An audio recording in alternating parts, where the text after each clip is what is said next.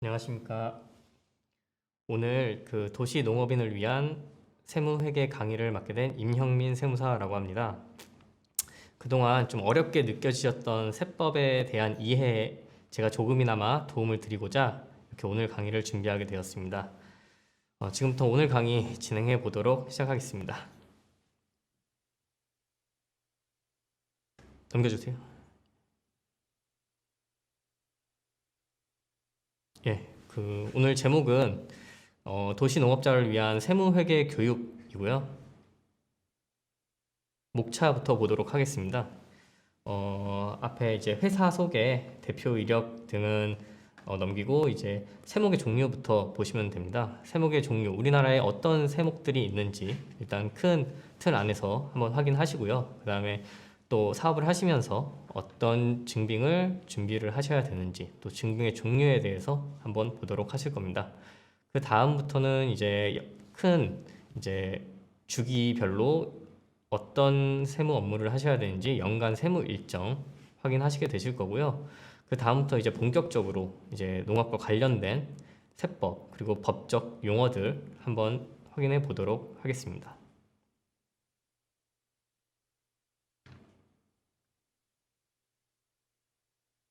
예, 세목의 종류부터 확인해 보도록 하겠습니다. 일단 커다랗게 이제 사업을 하시면서 마주하시게 되는 세목에는 부가가치세, 그 다음에 원천징수세, 그 다음에 소득세가 있습니다. 보통 부가가치세랑 소득세는 많이 들어보셨을 거예요. 부가가치세는 생산과 판매, 유통 과정에서 발생한 부가가치에 대해서 일정한 세율을 적용하여 이제 과금하는 세금이고요.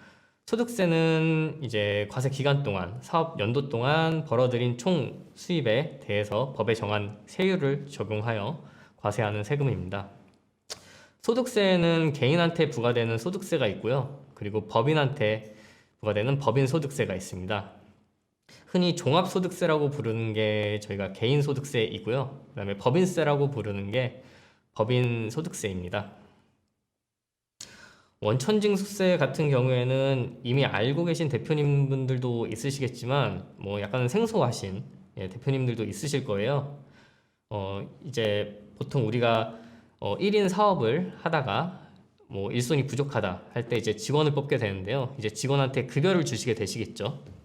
그 직원한테 급여를 주시면서 이제 보통 우리가 세금을 떼고 지급을 한다라고 표현을 하는데 이제 이렇게 공제하는 행위 자체를 원천징수라고 합니다. 지급자가 소득의 수익자에게 소득을 지급하면서 세금을 공제하고 이제 그 공제한 세금을 세무서에 납부하시게 되는데 이거를 원천징수세라고 합니다. 그 외에도 여러 가지 세목들이 있지만 사업을 하시면서 보통 이 세 가지 세목을 가장 많이 마주하게 되실 거예요. 그래서 오늘 강의는 이 세 가지 세목을 중심으로 해서 강의를 진행해 보도록 하겠습니다. 일단 부가가치세부터 간단하게 보도록 하겠습니다. 부가가치세에서 정하는 과세기간은 6개월입니다. 1과세기간은 6개월이고요. 그 6개월 안에서도 분기로 나누어서 예정신고와 확정신고로 나누어지게 됩니다. 여기 위에 강의안 보시면 1기 예정, 1기 확정이라고 되어 있는데요. 이제 6개월을 한 과세기간이라고 말씀드렸고 그 다음에 분기로 나누어서 예정하고 확정하고 나누어진다고 말씀드렸었는데요. 1기 예정 신고 기간은 1월부터 3월까지의 소득에 대해서 4월 25일까지 신고를 하게 되고요. 그 다음에 1기 확정 신고 기간에는 4월부터 6월까지의 소득에 대해서 7월 25일까지 신고를 하게 됩니다. 네. 그리고 또 나머지 하반기 6개월에 대해서는 이제 2기라고 저희가 표현을 하고 있는데요. 또 그것도 하반기에도 3개월 분기를 기준으로 해서 예정신고와 확정신고가 나누어지고요. 2기 예정신고 같은 경우에는 7월부터 9월까지의 소득에 대해서 10월 25일까지 그리고 2기 확정신고 같은 경우에는 10월부터 12월까지의 소득을 그 다음에 1월 25일까지 신고를 하시게 됩니다. 과세 사업자와 그다음에 과세 면세 겸용해서 사업을 운영하시는 사업자분들께서는 부가가치세 신고를 꼭 하셔야 되시고요.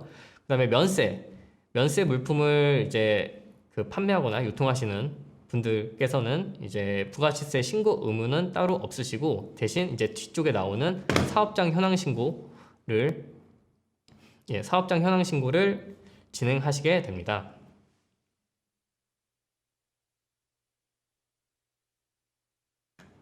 네, 부가가치세 계산 구조를 간단하게 살펴보도록 하겠습니다.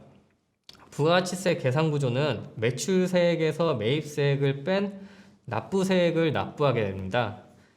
매출세액이라는 것은 매출액에 10%의 부가가치세율을 적용한 금액이고, 매입세액은 매입액에 10% 부가가치세율을 적용한 금액이라고 생각하시면 됩니다. 근데 여기 제가 이제 강의 안에 매입세액 부분을 보시면 매입한 금액의 10%와 여기 대략적으로 비슷하다는 제가 부등호 표시를 표현해 놨을 겁니다. 이 이유는 매입한 금액 중 부가가치세가 공제되지 않는 부분들이 존재하기 때문에 항상 매입액의 10%, 그러니까 매입액 100%의 10%가 되지 않고 매입액 중에서도 부가가치세가 공제되지 않는 부분이 있다는 것을 설명드리기 위해서 제가 이렇게 표시를 해 놓은 것입니다. 예를 들면 뭐 사업과 무관한 지출이라든지 아니면은 비영업용 소형 승용차에 대한 지출 같은 경우에는 아무리 매입을 하였어도 이제 그거는 매입 공제가 되지 않습니다. 네, 앞에 보셨던 그 부가가치세 계산 구조는 정말 간단하게 제가 표현을 한 거고요. 저기에 표현되지 않은 이제 각종 공제, 그다음에 뭐 경우에 따라서는 가산세가 붙을 수도 있고요. 예. 그렇기 때문에 저게 다라고 이제 생각하시면 안 되시고 이제 조금 더 알아보시고 진행을 하셔야 될 것 같고요. 그 다음으로 이제 소득세를 한번 보도록 하겠습니다. 법인소득세 신고기한 같은 경우에는 사업연도 종료일로부터 3개월 내에 법인세 신고를 하게 되어 있고요. 그 다음에 밑에 부분, 이제 하단 부분 보시면 개인소득세 신고기한을 보시면 이듬해, 그러니까 내년 5월 31일까지 소득세 신고를 하게 되어 있습니다. 그리고 그 개인 사업자 분들 중에 성실신고 사업자 분들이 계시는데 성실신고 사업자 분들 같은 경우에는 6월 30일까지 이제 신고를 하시게 됩니다. 법인의 사업연도를 또 한번 확인을 해봐야 되는데요. 여기 중단 보시면은 법인의 사업연도 같은 경우에는 법령 또는 정관에 정한 사업연도를 우선적으로 적용하고요. 만약에 정관에 정함이 없다 같은 경우에는 1월 1일부터 12월 31일까지의 기간을 사업연도로 보고 있습니다. 개인 같은 경우에는 사업연도가 정해져 있습니다. 1월 1일부터 12월 31일까지를 사업연도로 보고 있습니다.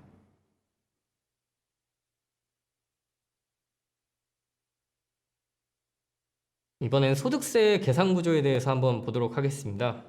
예. 소득세 같은 경우에는 해당 사업에서 발생한 매출액에서 이제 각종 경비를 공제하고, 그다음에 각 개인 사항에 맞는 소득 공제 등을 공제한 소득 금액에 대해서 이제 그 2월 결손금을 공제하고, 그다음에 비과세 항목을 제외한 금액을 과표로 해서 이제 법에 정한 세율을 곱해서 세금을 산출하게 됩니다. 여기에 나와 있는 이제 소득세 그 계산 구조도 역시나 좀 간략하게 제가 표현을 해드린 거라 더 구체적으로 공제되는 항목과 감면되는 항목들이 많은데 이 부분은 한번 잘 찾아보시고 진행을 하셨으면 합니다.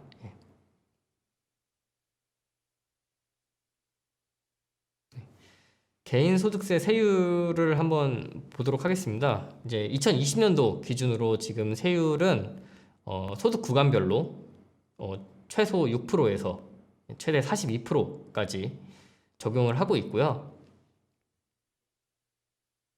이제 이미 개정안이 확정이 되어서 이제 21년도 세율이 나왔습니다. 이제 21년도부터는 이제 최소 6%에서 최대 45%까지 최고 세율 구간이 늘어났습니다. 이 점 좀 참고를 해두시면 좋으실 것 같고요. 법인소득세 세율을 한번 보도록 하겠습니다. 법인소득세 같은 경우에는 최소 10%부터 해서 소득 구간별로 최대 25%까지 현재 세율이 지정되어 있고요. 법인소득세 같은 경우에는 21년도에도 동일한 세율을 적용될 것 같습니다.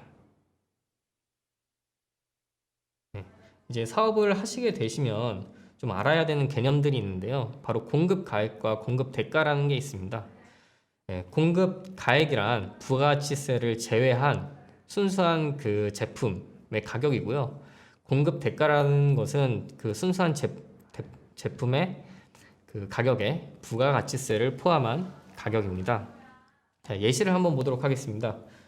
상품을 공급하고 대가로 11만 원을 부가세 포함하여 받은 경우에는 여기에서 공급 대가는 11만 원을 공급 대가라고 부르게 되고요. 그 다음에 부가가치세를 제외한 10만 원을 공급 가액이라고 부르게 됩니다. 그리고 그 10만 원에 대한 10%, 만 원은 이제 부가가치세액이 되겠죠. 그리고 두 번째 예시, 상품을 공급하고 대가로 10만 원을 부가가치세를 포함해서 받은 경우에는 이 경우에는 이제 10만 원 자체가 공급 대가가 되고요. 그 다음에 99,909원이 공급 가액, 그리고 그 금액의 10%인 9,091원이 이제 부가가치세가 되는 것입니다. 이제 앞에 이제 보신 부가가치세와 소득세 계산 구조를 이제 비교해서 한번 예시로 들어보면은 이제 예를 들어 상황이 그 매출액이 1,100원 부가가치세 포함해서 발생했다고 하고, 그 다음에 매입액이 440원 발생했다고 가정을 하고, 인건비는 200원이라고 가정을 할 경우, 여기에서 이제 소득세 같은 경우에는 이제 공급 가액인 1,000원을 매출로 보고요.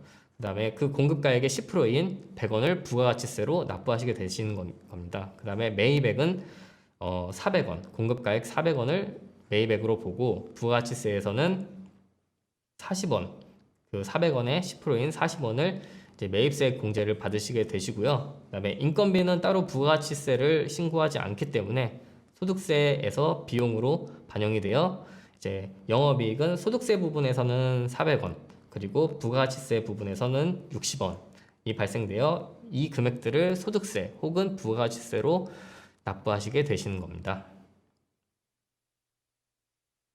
원천징수세 한번 보도록 하겠습니다. 이제 원천징수세 같은 경우에는 신고기한은 인건비가 지급된 달에 다음 달 10일까지, 그리고 반기 신고를 신청한 경우에는 반기 말에 다음 달 10일까지 신고를 하셔야 됩니다.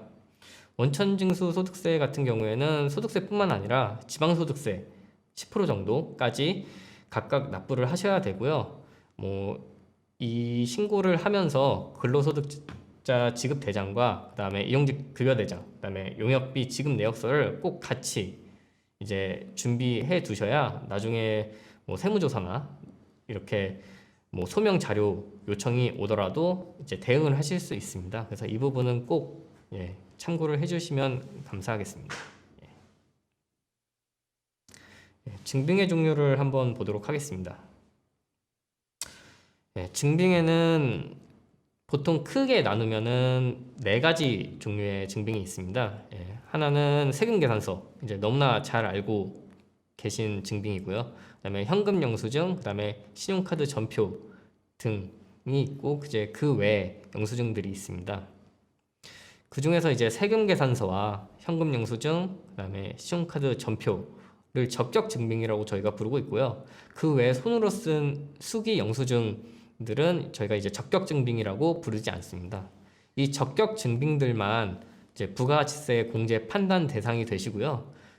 수기로 쓴 그냥 보통 영수증 같은 경우에는 부가가치세 공제가 되지 않습니다. 그래서 이 점 유의해서 꼭 증빙을 잘 챙겨 놓으셔야 될 것 같고요. 혹시나 처음 보는 분들이 계실까봐 제가 양식을 하나 가져왔습니다. 이거는 종이 세금 계산서이고요. 요즘은 대부분 전자로 많이 세금 계산서를 발급을 하셔서 사용하시는 분들은 많이 있지는 않으시지만 혹시나 이제 처음 보시는 분들이 계실까봐 준비한 양식이고요. 그 전자세금계산서 같은 경우에는 제가 이렇게 빨간색으로 표시해 둔 세금계산서 부분에 앞에 전자라는 단어가 붙습니다. 그래서 이게 전자세금계산서라는 것을 알 수가 있고요. 그 종이로 세금계산서를 받으실 경우에는 꼭 잘 보관하고 있으셔야 됩니다. 이게 나중에 부가가치세 신고하시는 경우에 누락되는 경우가 굉장히 많습니다. 이게 그 종이 낱장이기 때문에 잘못 보관을 하시면은 이제 나중에 잊어버리시거나 분실하시거나 아니면은 아예 그냥 신고 때 생각을 못 하고 계시다가 누락하시는 경우가 있거든요. 그래서 꼭 종이 세금 계산서는 잘 모아두셔야 되시고요. 전자 세금 계산서 같은 경우에는 국세청에 자동으로 전송이 되기 때문에 나중에 다 전산 조회가 됩니다. 그래서 전자 세금 계산서 같은 경우에는 뭐 그렇게 큰 걱정은 하지 않으셔도 될 것 같습니다. 네, 이거는 이제 왼쪽은 신용카드 전표고요. 그다음에 오른쪽은 현금 영수증 전표입니다. 이제 매입 시 신용카드 전표나 현금 영수증을 발급 받으시면 이제 위에 같은 형식으로 발급 받으시게 되는데 업체마다 이제 그 단말기 업체마다 양식은 조금씩 다르긴 한데 기본적으로 신용카드 전표, 그다음에 현금 영수증 전표라는 것이 표시되어 있습니다. 그래서 현금 영수증을 발급 받으실 때에는 그 꼭 사업자 지출 증빙용으로 발급 받으셔야 비용 처리가 가능하시고요. 저기 가끔 질문하시는 부분 중에 이제 위에 신용카드 매출 전표, 그 다음에 현금 영수증 매출 전표라고 표시되어 있는데 이게 이제 그러니까 매입을 하고 받는 전표인데 왜 매출이라고 표시가 되어 있냐라고 가끔씩 이제 물으시는 분들이 계세요. 보시면은 어쨌든 이 전표는 그 매출자가 매입자한테 발행하는 것이기 때문에 이제 매출자 입장에서는 그 매입하는 부분이 매출이 되기 때문에 이 위에 매출 전표라고 표시가 됩니다. 그 비용 처리하시는 데는 전혀 문제가 없으시니까요. 예, 이 부분 혼동하지 않으셨으면 좋겠습니다. 연간 세무 일정을 크게 한번 보도록 하겠습니다. 네, 보시면은 제가 이제 부가가치세와 소득세 위주로 제가 정리를 해놨는데요. 1월 달에는 1월 25일까지 부가가치세 신고가 있고요. 그 다음에 4월 25일, 그 다음에 7월 25일, 그 다음에 10월 25일 이렇게 분기마다 부가가치세 신고가 있습니다. 이 중에서 이제 4월 25일과 7월 25일을 제가 하나는 고지, 하나는 신고 이렇게 해놨는데요. 이게 자료가 조금 오타가 있습니다. 이게 1월 25일에는 부가가치세 신고를 해야 되고요. 이제 개인 사업자분들 같은 경우에는 4월 25일 날 부가가치세 고지가 됩니다. 이때에는 따로 신고를 하는 게 아니라 그 세무서에서 세액을 정하여서 그 납부서를 보내줍니다. 이제 그거대로 납부만 하시면 되시고요. 따로 신고는 하지 않으셔도 됩니다. 그리고 7월 25일 날 조금 오타가 났는데요. 예. 부가가치세 신고.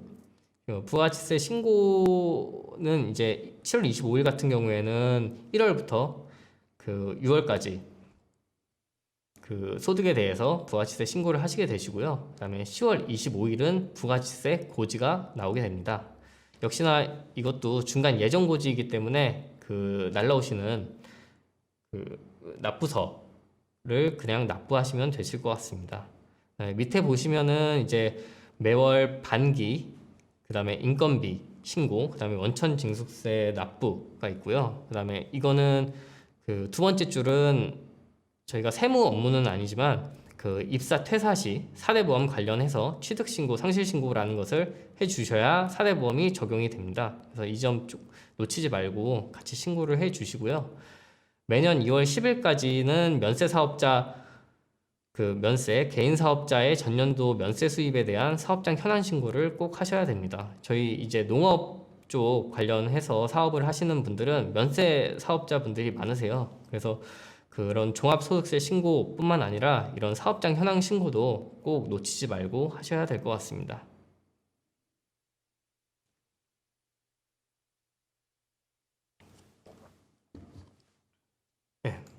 주요 세무 신고 일정을 다시 한번 좀 자세히 보도록 하겠습니다. 네, 그 매월 반기 그리고 직원 급여 신고가 있고요. 그러면 매월 하게 되면은 이제 연간에 12회 신고를 하시게 되시고, 반기 같은 경우에는 상반기, 하반기 그래서 2회를 신고를 하시게 됩니다. 그리고 이제 정규직 근로자를 채용하시게 되시면 이제 대표님이 되시니까 연말정산을 꼭 진행을 해 주셔야 되시고요. 연말정산 같은 경우에는 그 다음에 2월 말일까지 진행을 하게 됩니다. 그 다음에 이제 상반기, 하반기 부가지세 신고를 진행하게 되시고요. 간이 사업자 같은 경우에는 1년에 한 번, 그리고 개인 사업자 같은 경우에는 1년에 두 번, 상반기, 하반기 이렇게 하시게 되시겠고요. 그 다음에 법인 사업자 같은 경우에는 예정 신고도 신고를 하셔야 되기 때문에 예정, 확정, 예정, 확정 이렇게 4회 신고를 하시게 됩니다. 그 다음에 이제 소득세, 그리고 성실신고 대상자 종합소득세 신고, 그다음에 면세 사업자 현황 신고는 각 1회씩 하시게 되시고요. 소득세 신고 같은 경우에는 5월 31일까지 신고를 하시게 되시고, 그다음에 성실신고 대상자 종합소득세 신고 같은 경우에는 6월 30일까지 신고를 하셔야 됩니다. 그다음에 면세 사업자 현황 신고 같은 경우에는 2월 10일까지 그 전년도에 대한 면세 수입을 이제 그 다음에 2월 10일까지 신고를 하셔야 됩니다. 그 외에 이제 자잘한 이런 신고 의무들이 있는데요. 이제 일용직을 채용하시게 되신 경우에는 분기별로 이제 원천세 신고 이외에도 분기별로 지급 명세서를 제출하셔야 되시고요. 그다음에 근로소득자, 그다음에 사업소득자에게 그 급여를 지급한 급여나 아니면 용역비를 지급한 경우에는 상반기, 하반기별로 이제 간이 지급 명세서라는 것을 제출하셔야 됩니다. 그다음에 이자 배당 기타 소득에 대해서는 이제 그 1년에 한 번 또 제출을 해 주셔야 되시고요. 그 다음에 이제 맨 밑에 부분은 아까 말씀드렸던 4대 보험 관련 이제 신고입니다. 이제 입사를 하시면은 그 직원분이 입사를 하면 취득 신고를 해 주셔야 4대 보험 적용이 되시고요. 그다음에 또 퇴사를 하시게 되신다. 그때는 상실 신고를 하셔야 4대 보험에서 제외가 됩니다. 그리고 근로내용 확인 신고서, 그 일용직 분들 같은 경우에는 근로내용 확인 신고서라는 그 서식을 따로 공단에 제출을 해 주셔야 이제 그 적법한 비용 처리가 다 가능하시고요. 이제 그 본격적으로 이제 농업과 농업인에 대해서 저희가 한번 알아보도록 하겠습니다. 법에서 정하는 농업이란 이제 농업, 농촌 및 식품산업기본법 제3조 제1호에 따라 이제 농작물 재배법, 그다음에 축산업, 임업 및 이들과 관련된 산업이라고 규정하고 있습니다.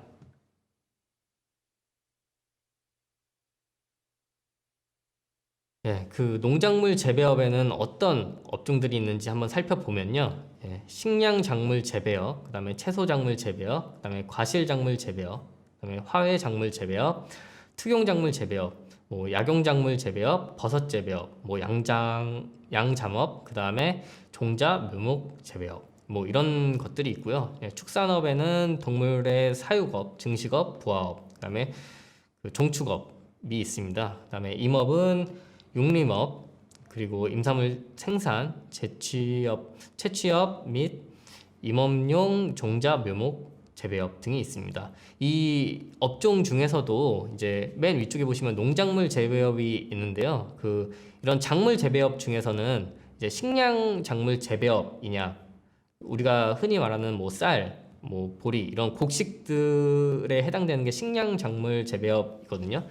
이 식량 작물 재배업에 해당하느냐 또 해당하지 않느냐에 따른 재배업이냐에 따라서 이제 조금 세제 혜택이 다릅니다. 그래서 이 부분은 조금 유의해서 알고 계셔야 될 것 같고요. 그 뒤쪽에 한 번 더 제가 설명드리도록 하겠습니다. 법에서 정하는 농업인의 정의가 있습니다. 그 농업인의 정의를 한번 보시면 농업, 농촌 및 그 식품산업기본법 제3조 2호에 따른 요건 중 하나를 만족하는 사람이라고 되어 있습니다. 그러면 이제 그 요건을 한번 보실 텐데요. 이 5가지 요건 중에 하나를 만족하시게 되면은 이제 농업인이라고 법에서는 보고 있습니다. 1번 조건부터 보시면 이제 1000제곱미터 이상의 농지를 경영하거나 경작하는 사람, 그리고 농업 경영으로 농산물의 연간 판매액이 120만 원 이상인 사람, 그리고 1년 중 90일 이상 농업에 종사하는 사람, 그리고 영농종합법인에 1년 이상 계속해서 고용된 사람, 그리고 농업회사법인에 1년 이상 계속해서 고용된 사람, 이 5가지 요건 중에 한 가지를 만족하면은 농업인으로 볼 수 있을 것 같습니다. 이제 농업법인에 대해서 알아보도록 할 텐데요.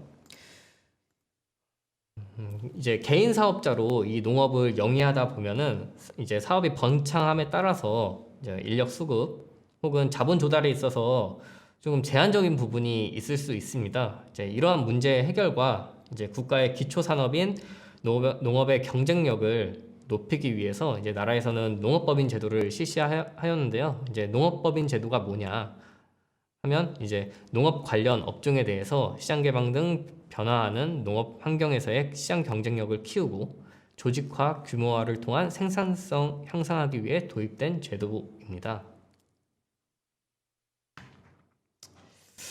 이제 농업법인이란 구체적으로 어떤 것이냐? 농업법인은 농업의 경영 및 부대 사업과 농산물의 유통, 가공, 수출, 판매 등을 목적으로 설립 가능하고 설립 요건, 운영 방식 등에 따라 영농조합법인과 농업회사법인으로 구분이 됩니다.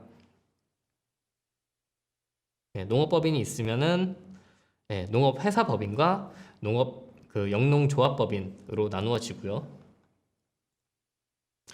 일단 차례대로 농업회사법인부터 보시면 농업회사법인은 농업의 경영이나 농산물 유통, 가공 판매를 기업적으로 하거나 아니면 농업인의 농작업을 대행하기 위해 농업인 또는 농업생산단체가 총 출자금의 10% 이상을 출자하여 설립할 수 있습니다.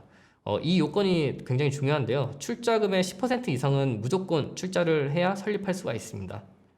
그리고 농업법인 회사의 설립 형태는 그 상법에 규정된 것에 따라 이제 한명회사, 합자회사, 주식회사, 유한회사, 유한책임회사 이렇게 5가지 형태로 설립이 가능하고요. 주로 농업법인 회사는 주식회사의 형태로 설립하시는 게 제일 많으시고 그 다음이 이제 유한회사 형태로 설립하시는 경우가 많습니다. 농업회사법인의 특징과 이제 그 장점과 단점을 좀 보도록 할 텐데요. 농업회사법인 같은 경우에는 아무래도 법인격 체이기 때문에 개인 사업자보다는 대외적인 신뢰도가 좀 상승할 수 있고요. 그 다음에 비농업인도 사업 참여 시 의결권을 가질 수가 있습니다. 그리고 법인이기 때문에 자본 조달에 조금 용이한 편이 있고요. 그 다음에 의사결정의 속도가 빠릅니다. 이것은 이제 큰 지분을 대주주일 경우에 대주주가 어떤 일을 진행한다 하면은 의사결정이 이제 의결권에 따라서 그러니까 지분율에 따라서 의결권이 결정되기 때문에 빠른 결정을 해서 진행을 할 수가 있습니다. 단점으로는 비농업인이 경영에 참여할 수 있기 때문에 그거에 의해서 이제 전문성이 낮아질 가능성이 있습니다. 사실 이건 반드시 낮아진다고는 볼 수 없고요. 그럴 가능성이 있고 또 비농업인하고 같이 이제 하다 보면은 이제 기술력이 유출될 수 있는 가능성이 있습니다. 이번엔 영농조합법인에 대해서 한번 보도록 하겠습니다.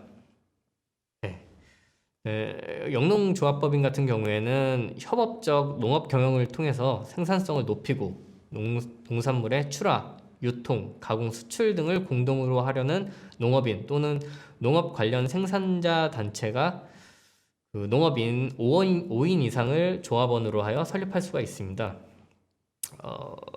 그 앞에 보셨던 농업법인, 그러니까 농업회사 법인과 조금 차이가 있는 부분은 이 영농조합법인 같은 경우에는 말 그대로 회사의 느낌보다는 단체, 뭔가 같이 농업하기 위한 단체의 느낌이 강합니다. 영농조합법인의 이제 특징을 좀 볼 텐데요. 장점으로는 이제 여럿이 모여서 사업을 하다 보니까 공동 판매 시설 이용 및 공동 구입으로 인한 비용 절감 효과가 있을 수 있고요. 그다음에 공동 출자에 대한 거대한 영농을 개인 규모에서 할 수 없는 영농의 규모를 운영이 가능합니다. 그리고 단점으로는 영농조합법인 같은 경우에는 그 농업 그 회사법인과는 다르게 농업회사법인 같은 경우에는 주식회사의 형태가 많은데 이제 주식회사 같은 경우에는 지분율에 따라서 의결권의 강도가 정해지는데 이제 영농조합법인 같은 경우에는 1 조합원당 1의결권이 원칙입니다. 그렇기 때문에 뭔가 이렇게 의사결정을 하는 과정에서 이제 그 한 번에 단합이 안 된다면은 이제 결정을 내리기가 굉장히 힘들고요. 그로 인해서 이제 의사결정의 속도가 느릴 수 있습니다. 이것도 어느 정도 이제 상대적인 것이기 때문에 만약에 조합원끼리 굉장히 단합이 잘 된다 하면은 의사결정의 속도가 당연히 빠를 수도 있겠죠. 예.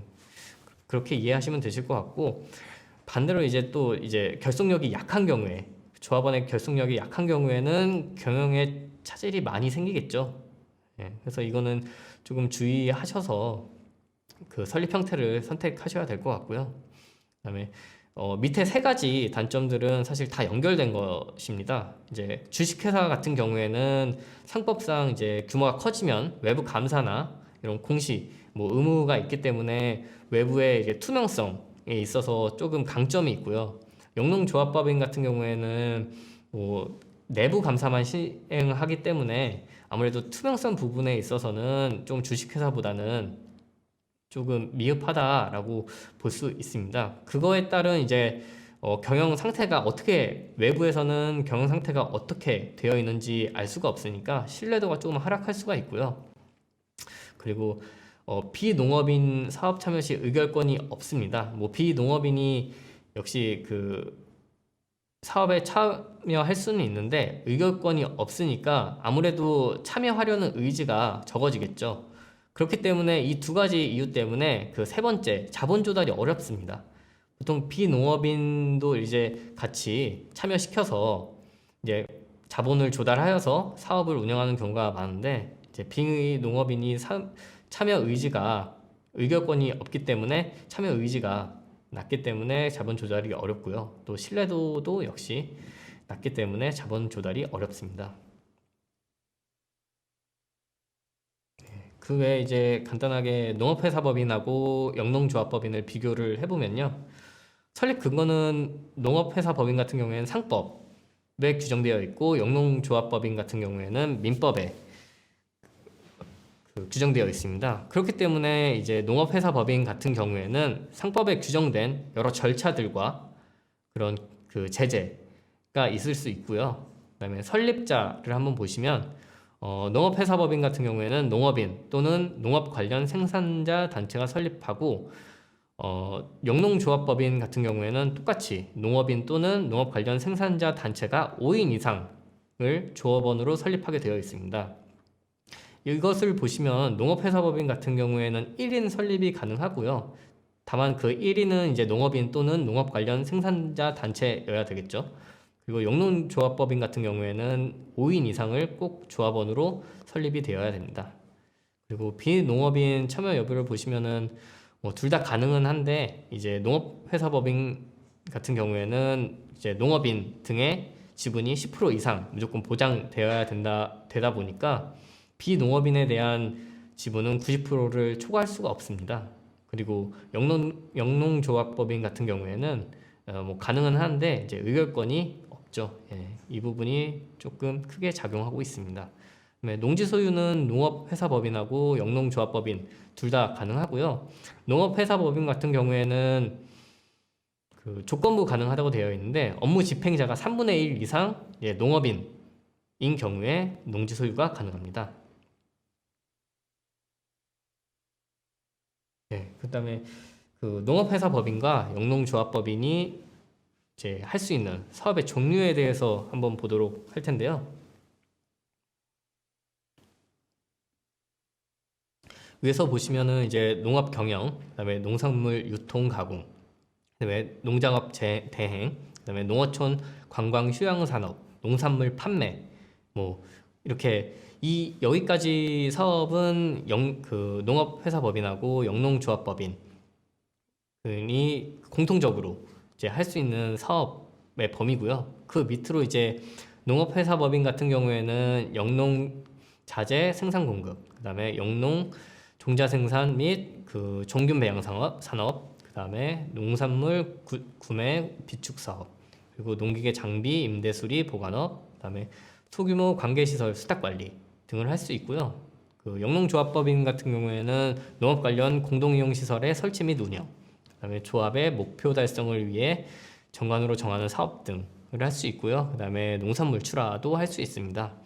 여기서 보시듯이 사업의 종류에는 직접적으로 농사를 짓는 것뿐만 아니라 그 농산물 가지고 유통, 가공, 그다음에 대행, 그리고 농작업 대행, 뭐 이런 다양한 업종들을 할 수 있기 때문에 반드시 꼭 농사를 지어야만 이 농업회사 법인을 할 수 있다, 아니면 영농조합 법인을 할 수 있다라는 건 아니기 때문에 이 부분 조금 이제 고려하셔서 사업을 운영하시면 될 것 같습니다.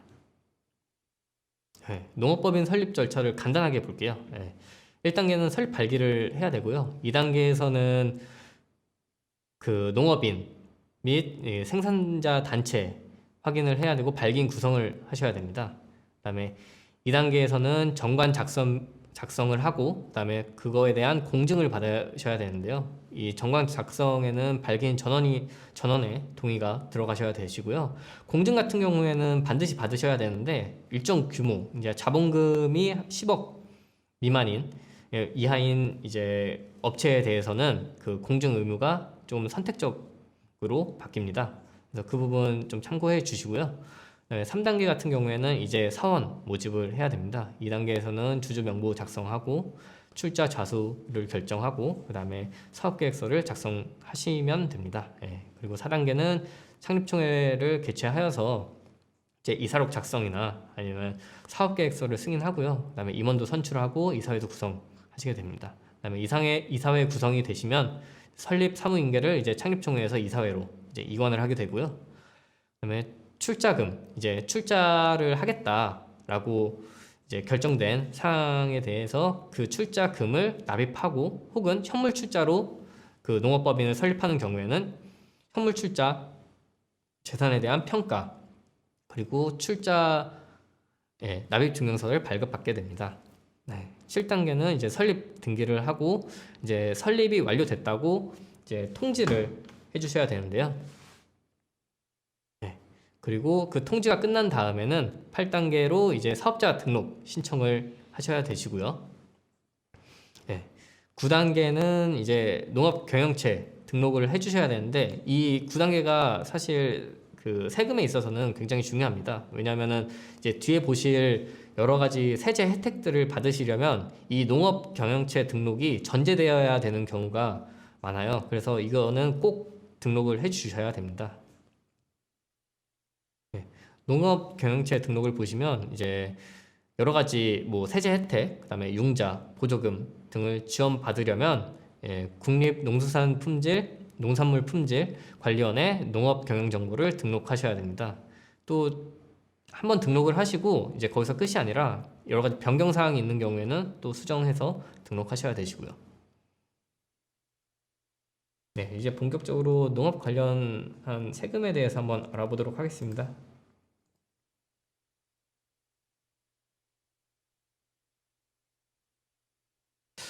세금의 종류는 참 여러 가지가 있는데요. 뭐 오늘은 그 농업 관련 세금에 대해서만 이제 부분적으로 좀 알아보도록 하겠습니다.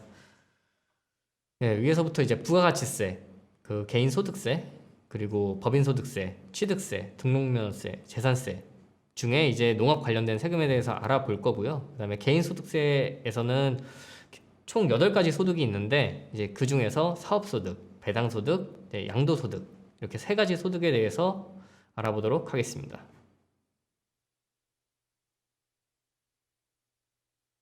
부가가치세에 대해서 한번 먼저 알아보도록 할 텐데요. 부가가치세란 이제 아까도 제가 한번 설명을 드렸었는데 이제 물건과 서비스가 생산, 가공, 판매되는 모든 단계에서 추가로 생긴 부가가치에 대해 부과하는 세금이고요. 즉 이제 매출액에서 이제 원자재 매입 시에 부과되었던 세액을 공제한 금액을 납부하시게 됩니다. 사업자의 분류를 한번 보실 텐데요. 보통 사업자에는 이제 개인 사업자랑 법인 사업자 이렇게 나누어지고요.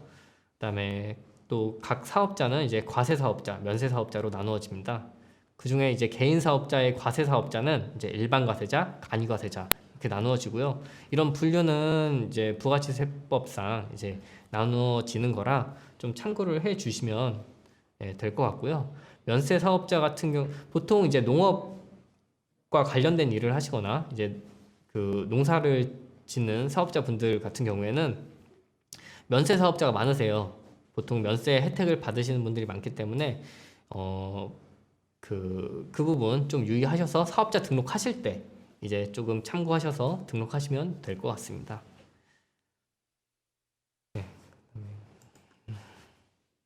면세와 영세율에 대한 개념을 조금 아셔야 되는데요. 이제 면세 같은 경우에는 특정한 재화 또는 용역의 공급에 대해서 부가가치세 납세 의무를 면제하는 제도입니다. 보통 농수산물 및 미가공 식료품의 부가가치세 면세, 그 다음에 국민 생활에 꼭 필요한 농산물과 이제 1차 가공을 거친 식료품은 부가가치세가 면세가 됩니다. 그렇기 때문에 이제 보통 공유나 우리가 생활 필수로 꼭 필요한 부분들은 면세 물품인 경우가 굉장히 많습니다. 그리고 영세율이란 개념은 이제 세율을 0%로 하는 것으로 이제 매출 세액을 0원으로 부가가치세 신고를 하시게 되시고요. 그렇기 때문에 이제 매출 세액이 존재하기 때문에 그 원자재 매입 시에 낸 매입세액은 전액 환급 받을 수 있는 제도입니다. 부가가치세 관련해서 세제 혜택을 한번 보시면요. 위에 이제 조세특례제한법 제 105조 그 농업인에게 공급하는 농산 농축산 임업용 기자재는 영세율을 적용하고요. 그다음에 조세특례제한법 제 105조 2 법령에 따르면은 농업인 등이 그 농업, 임업, 어업에 사용하기 위해서 일반 과세자로부터 구입하는 기자재 또는 농업인들이 직접 수입하는 기자재에 대해서는 해당 기자재의 부가가치세액을 환급해 주도록 하고 있습니다. 105조의 2 같은 경우에는 사후 환급 규정이고요. 그 뒤쪽에서 좀 더 자세하게 이 부분은 알아보도록 하겠습니다. 그 다음에 이제 부가가치세 비과세 부분인데요. 제 106조 같은 경우에는 농업법인의 농업 경영, 그 다음에 농작업 대행 용역 같은 경우에는 부가가치세를 비과세하고 있고요. 그 다음에 농업인이 직접 수입하는 농업용 기자재의 부가가치세는 비과세를 하고 있습니다. 그리고 농업용 유류에 대한 부가가치세도 비과세를 하고 있습니다. 그 앞에서 말씀드렸던 그 조세특례제한법 제 105조의 2 그 내용에 대해서 좀 더 구체적으로 알아볼 텐데요. 내용 자체는 뭐 농업인 등이 이제 농업, 임업, 어업에 사용하기 위해서 이제 일반 과세자로부터 구입하는 기자재 또는 농업인들이 직접 수입하는 기자재에 대해 해당 기자재의 부가가치세액을 사후 환급해 줍니다. 일단 사실 때는 부가가치세를 같이 납부하시고요. 나중에 추후에 이제 여러 가지 첨부 서류를 같이 해서 그 환급 신청을 하시면은 추후에 환급이 되는 제도입니다. 대상 기자재는 그 농축산 임업용 기자재 및 석유류에 대한 부가가치세 영세율 및 면세 적용 등에 대한 그 특례 규정 제7조 별표 5, 6에 있는 농임업용 기자재와 어업용 기자재이고요. 그 잠깐 내용을 조금 살펴보시면 뒤쪽으로 일단 농임업용 기자재를 한번 보시면은 뭐 농업 임업용 필름과 그 부속 자재 그리고 뭐 농업 임업용 뭐 파이프 그다음에 농업 임업용 포장 상자 뭐 그다음에 쭉쭉쭉 해서 이게 60번까지 있습니다. 제가 너무 많아서 이거를 전부 다 가져오지는 못했고요. 이렇게 1번부터 60번까지 법에 정해져 있는 기자재에 대해서 사후 환급을 진행한다는 걸 알고 계시면 되실 것 같고, 이번에 어업용 기자재입니다. 양어장용 필름, 어장용 파이프, 그다음에 어상자, 그다음에 와이어 로프, 어업용 발전기, 그다음에 뭐 34번 마지막 굴 양식용 가리비 껍데기까지 이렇게 1번부터 34번까지 그 사후 환급을 받을 수 있는 기자재가 나열되어 있습니다. 뭐 이 부분은 이제 찾아보시고 이게 해당이 되는지 안 되는지 좀 판단을 하시면 되실 것 같고요. 신청 방법은 두 가지가 있습니다. 첫 번째는 부가가치세 환급 업무 대행자, 보통 이제 사업장 관할 뭐 농협, 수협을 통해서 신청을 하거나 그 관할 세무서에 사업자분이 직접 신청하는 방법이 있고요.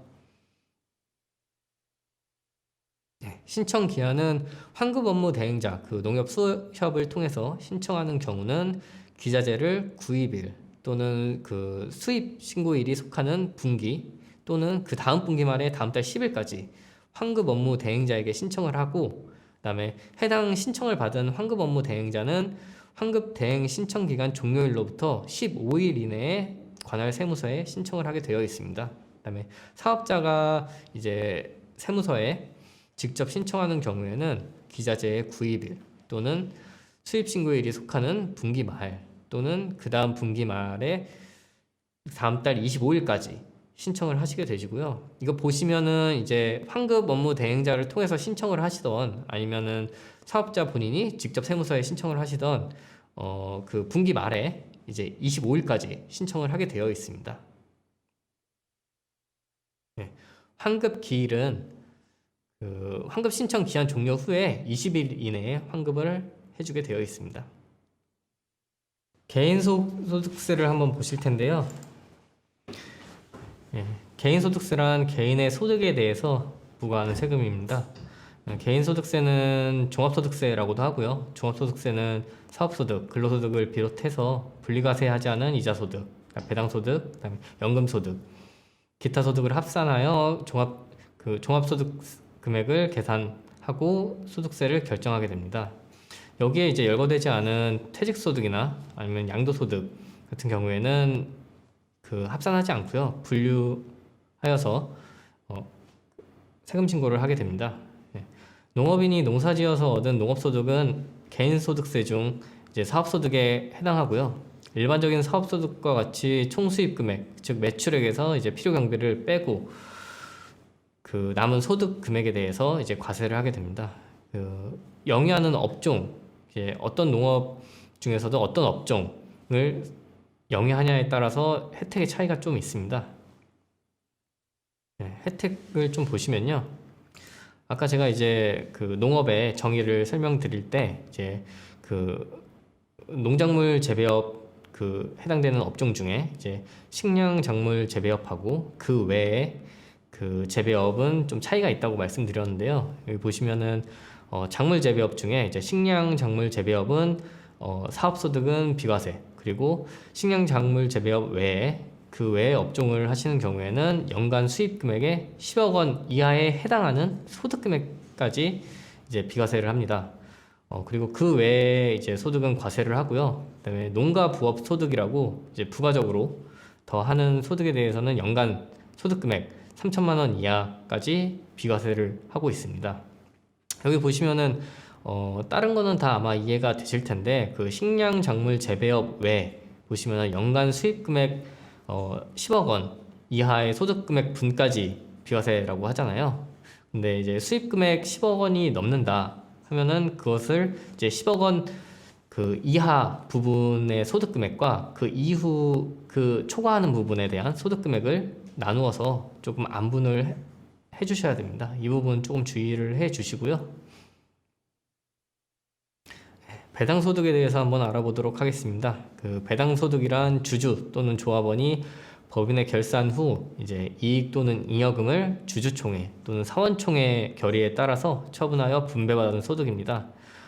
배당소득도 마찬가지로 이제 농업법인의 형태, 업종에 따라서 좀 세제 혜택의 차이가 있는데요. 보통 이 배당소득 같은 경우에는 개인 사업자한테는 없는 개념이고요. 이제 농업법인을 설립하셔서 농업 회사법인이나 아니면 영농조합법인 같은 경우에 이제 분배받는 소득이 있는 경우에 이제 해당이 됩니다.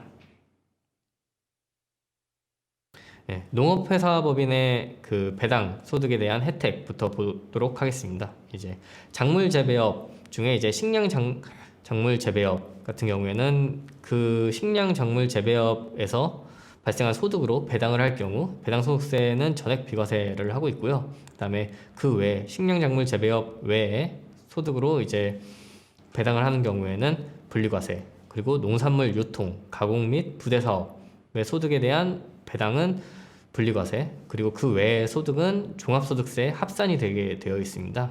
그리고 영농조합법인을 한번 보도록 하겠습니다.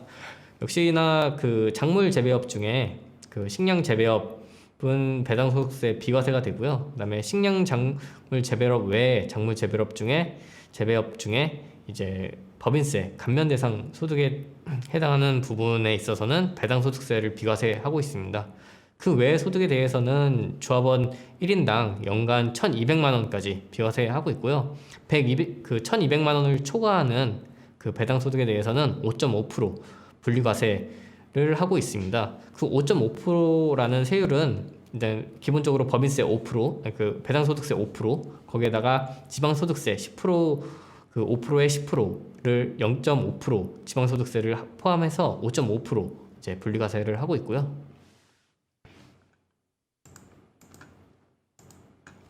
그 다음에 이제 양도소득세에 대해서 한번 알아보도록 하겠습니다.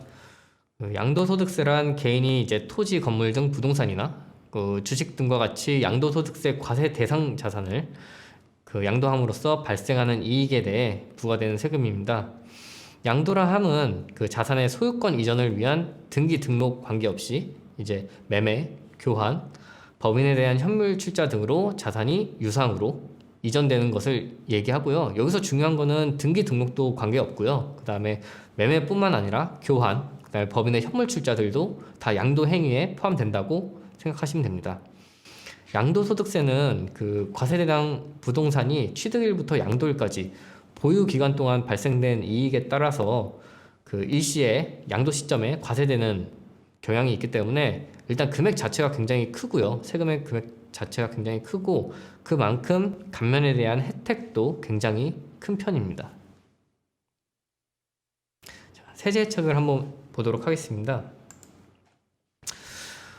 조세특례제한법 제66조에 보면 그 대통령령으로 정한 이제 농업인이 농지 초지를 현물 출자하는 경우 양도소득세를 감면해주고 있고요. 대신 한도가 있습니다. 1년에 1억, 그다음에 5년에 2억까지 이제 그 감면 한도가 있고, 조세특례제한법 제68조에 보면 대통령령이 정한 그 농업인이 작물 재배업, 축산업, 그다음에 그 임업에 직접 사용하는 부동산을 그 현물 출자하는 경우 2월 과세를 적용하게 되어 있습니다. 여기서 이제 2월 과세라는 게 무엇이냐? 그 부동산 소유권이 법인으로 이전되더라도 그 사업의 동질성이 유지되면 사업용 자산으로 인정해서 그 양도한 개인에게 원래 양도소득세를 과세를 해야 되는데 그 양도소득세를 과세하지 않고 양도받은 법인이 추후 그 자산을 양도할 때 법인세로 내도록 과세하는 그 제도입니다. 좀 간단하게 얘기하면은 2월 과세는 그 과세되는 시점을 조금 뒤로 늦춰주는 효과를 가지고 있고요.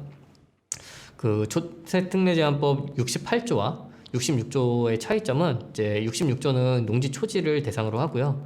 그다음에 양도소득세 감면이라는 점 혜택이, 그리고 68조 같은 경우에는 직접 사용하는 부동산, 그 농지 초지가 아닌 이제 그 직접 사용하는 부동산을 이제 현물 출자하는 경우 2월 과세 혜택을 준다는 것입니다. 좀 더 자세하게 이제 살펴보면요. 조세특례제한법 제66조 내용은 구체적으로 이제 농업인이 그 21년 12월 31일 이전에 그 농지, 초지를 농업법인에 현물 출자함으로써 발생하는 소득에 대해서는 양도소득세의 100분의 100에 상당하는 세액을 감면하겠다. 즉 100% 다 감면을 해주겠다라는 의미고요. 이런 양도소득세 감면 혜택을 받기 위해서는 반드시 아까 제가 그 농업법인 설립 단계에서 말씀드렸듯이 농업경영체 등록이 필수로 선행되어야 됩니다. 그래서 이 부분 꼭 놓치시지 마시고 체크하셔서 일 진행하시면 되실 것 같고요. 그러면 이제 농업인, 대통령령으로 정하는 농업인의 요건이 무엇이냐, 그리고 또 농지의 요건은 무엇이냐를 한번 보면요. 농업인의 요건은 그 농업, 농촌 및 식품산업기본법 제3조 2호에 따른 농업인으로, 이 부분은 아까 그 앞서서 제가 그 농업 그리고 농업인의 그 법률적 정의를 설명드릴 때 한번 나왔던 그 문구고요. 이거는 기본으로 전제를 하고, 그 농업인으로 이제 현물 출자하는 농지, 초지 또는 부동산이 소재하는 시군구, 그와 연접한 시군구 또는 해당 농지로부터 직선거리 30km 이내에 거주를 하고 4년 이상 직접 그 농작물을 경작한 자가 이 혜택을 받을 수 있는 농업인의 요건에 해당이 됩니다. 그리고 농지의 요건은 뭐 전 답으로서 그 지적 공부상의 지목과 관계없이 실제로 경작에 이용되는 토지를 말하고요. 그다음에 그 경작에 직접 필요한 농막, 뭐 퇴비사 등 사용되는 토지를 포함하며, 다만 실질적으로 농사를 지었다는 이 사실관계는 현물 출자를 하는 당사자가 입증을 해야 되는 그런 요건을 가지고 있습니다. 이런 그 감면이 큰 혜택들 같은 경우에는 반드시 이제 사후 관리 규정이 있는데요. 이 사후 관리 규정을 준수하지 않으면은 나중에 그 감면 받았던 소득을 전부 추징을 하게 됩니다. 그런 사후 관리 요건을 한번 보자면, 현물 출자 전에 작용하였던 기간과 그다음에 현물 출자 후 출자 지분 양도시까지의 기간을 합한 기간이 8년 미만인 경우에 하나여 양도소득세를 감면받은 자가 출자 지분을 출자일로부터 3년 이내에 다른 사람한테 양도하는 경우, 즉 3년까지는 절대 그 현물 출자하고 받은 주식을 양도하지 말라는 의미입니다. 이것은 사업을 좀 더 이제 그 번창하게 키우고, 그다음에 그런 자금 유동성에 있어서 문제가 생길 것을 우려하여서 이제 이런 혜택을 주는 건데, 이제 그런 혜택만 받고 3년 이내에 이렇게 빨리 지분을 양도한다고 하면은 이제 그런 취지랑 맞지 않는 것이기 때문에 그거에 대해서 이렇게 사후 관리 규정을 두고 있습니다. 그리고 아까 이제 잠깐 말씀드렸듯이 감면에 대한 한도는 이제 과세 기간별 최대 1억 원, 그다음에 5과세 기간, 그러니까 1년에 1억 원, 뭐 5년에 2억 원까지 이제 한도가 있고요. 이번에는 이제 두 번째 조세특례제한법 제68조를 한번 보도록 하겠습니다. 농업인이 이제 21년도 12월 31일 이전에 농업법인에 이제 농작물 재배업, 그다음에 축산업 및 임업에 직접 사용되는 부동산을 현물 출자하는 경우에는 2월 과세를 적용한다고 되어 있습니다. 2월 과세는 제가 앞서서 한 번 더 이제 설명드렸듯이 한 번 더 설명을 해드리면은, 양도한 양도자가 이제 양도소득세를 납부를 해야 되는데, 그것을 이제 법인이 그 자산을 받은 이후에 그 법인이 그 자산을 양도했을 시점에 법인세로 납부하게 해주는 이런 그 납부 시점을 늦춰주는 그런 혜택을 말합니다. 그 양도소득세 혜택을 받기 위해서는 역시나 이제 농업경영체 등록을 꼭 해주셔야 되시고요.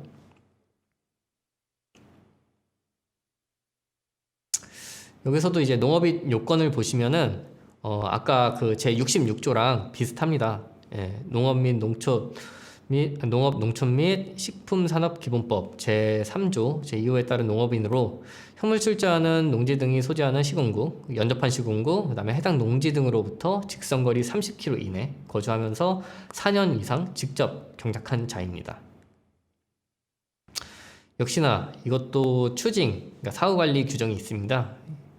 이거 역시 뭐 8년 미만 그 현물 출자 전 직접 사용하였던 기간과 그다음에 현물 출자 후 처분일까지의 기간이 8년 미만인 경우에 하나여 현물 출자로 취득한 주식 또는 출자 지분 중 50% 이상을 3년 이내에 처분하는 경우, 2월 과세 혜택에 대한 양도소득세를 이제 그 전에 감면되었던 양도소득세를 이제 양도자가 납부하게 되는 것입니다.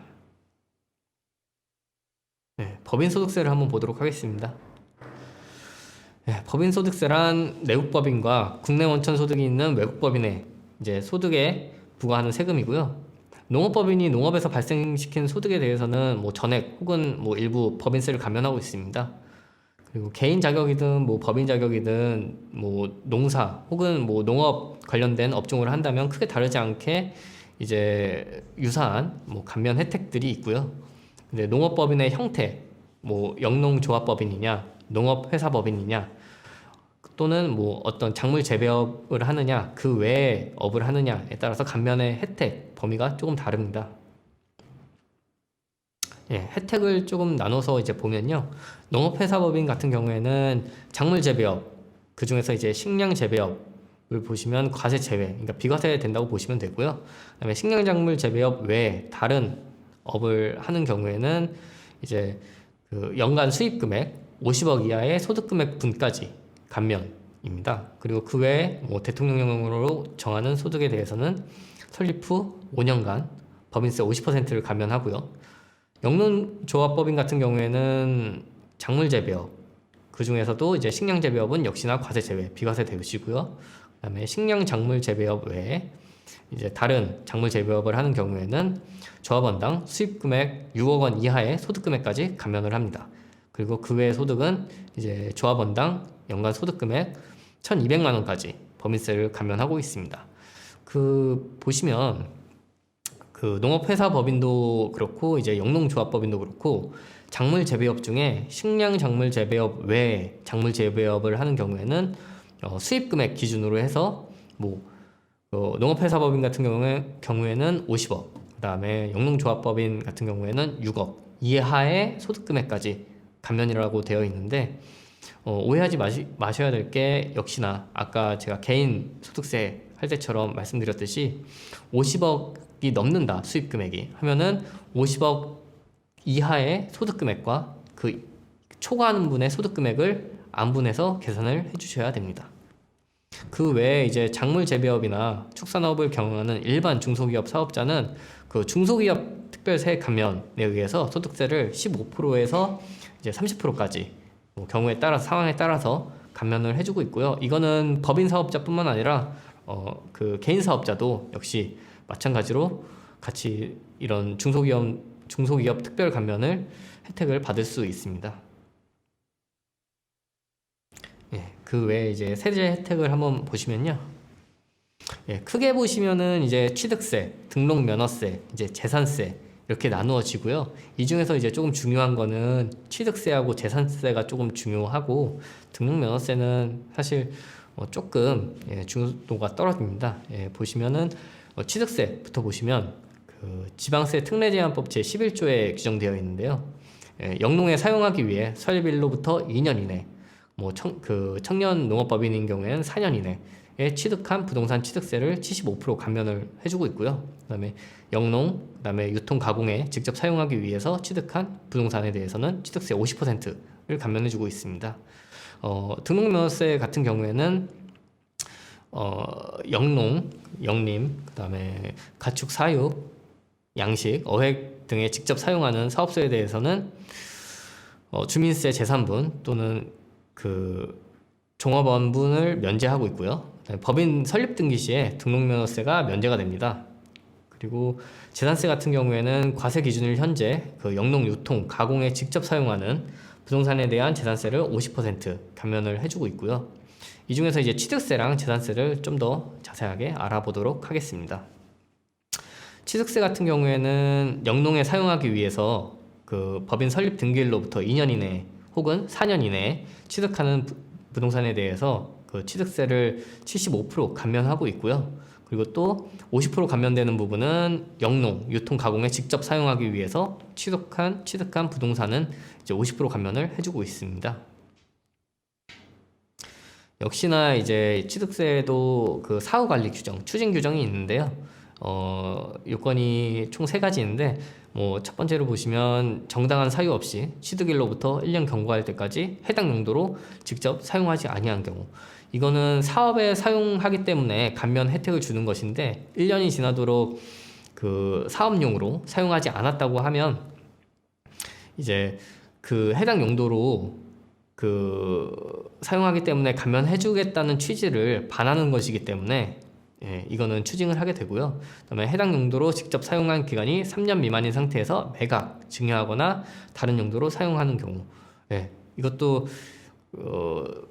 그 사업에 계속 사용하지 않고 중간에 그냥 갑자기 매각하거나 증여한다고 하면은 이것도 취지에 반하는 거기 때문에 그 추징을 하게 됩니다. 그리고 해당 용도로 직접 사용한 기간이 5년 미만인 상태에서 법원의 해산 명령을 받은 경우, 이 경우 역시도 앞에하고 비슷한 맥락으로 뭐 사용한 지 5년이 안 됐는데 뭐 법원의 해산 명령 받아서 뭐 회사가 없어진다라는 경우에는 역시나 사업에 뭐 제대로 사용하지 않았다라고 판단을 해서 이제 추징을 하게 되는 것입니다. 재산세를 한번 보시면요, 영농, 유통, 가공에 직접 사용하는 부동산 재산세는 50% 감면을 해주고요. 역시나 추징 규정이 있는데요. 뭐 동일합니다. 앞에 취득세 보셨던 거하고 정당한 사유가 없이 취득일로부터 1년 이상 경과할 때까지 해당 용도로 직접 사용하지 아니한 경우, 그 다음에 해당 용도로 직접 사용한 기간이 3년 미만인 상태에서 매각, 증여하거나 다른 용도로 사용하는 경우, 그 다음에 해당 용도로 직접 사용한 기간이 5년 미만인 상태에서 법원의 해산 명령을 받은 경우, 이런 경우에 해당 감면받은 재산세를 추징하게 되는 것입니다.